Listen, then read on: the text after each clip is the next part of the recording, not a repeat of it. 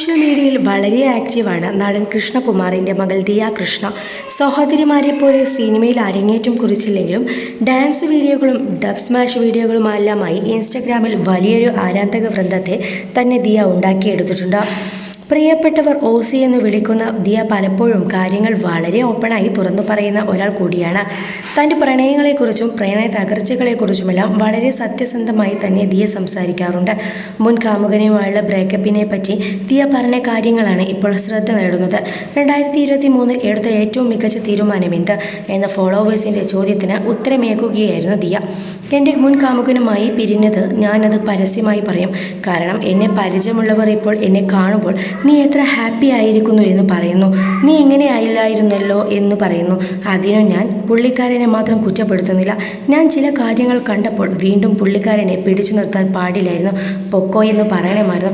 പക്ഷേ ഞാനെല്ലാം ശരിയാക്കാൻ ട്രൈ ചെയ്തു പിടിച്ചു നിർത്തിക്കൊണ്ടിരുന്നു. പണ്ടേ പൊക്കോ എന്ന് പറഞ്ഞു വിടേണ്ടതായിരുന്നു. ഇപ്പോൾ ഞാൻ ഹാപ്പിയാണ്. ഓന്തിൻ്റെ സ്വഭാവം കാണിക്കുന്നവരെ എനിക്കിപ്പോൾ കണ്ടാലറിയാം, ദിയ പറയുന്നു. വിവാഹത്തെക്കുറിച്ചുള്ള ആരാധകരുടെ ചോദ്യത്തിന് ദിയ പറഞ്ഞ മറുപടിയും ആറ്റത്തിൻ്റെ ശ്രദ്ധ നേടിയിരുന്നു.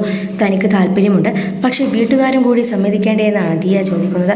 വിവാഹകാര്യം ചോദിച്ചാൽ എൻ്റെ വീട്ടുകാരും കൂടി സമ്മതിക്കേണ്ടേ? കല്യാണം കഴിക്കാൻ നല്ല ആഗ്രഹമുള്ളയാളാണ് ഞാൻ. ചെറുപ്പം മുതൽ സിനിമയിലെ റൊമാൻസൊക്കെ കണ്ട് കല്യാണം കഴിക്കാനും കുട്ടികളുമായി ജീവിക്കാനുമൊക്കെ എനിക്ക് വലിയ ആഗ്രഹമാണ്.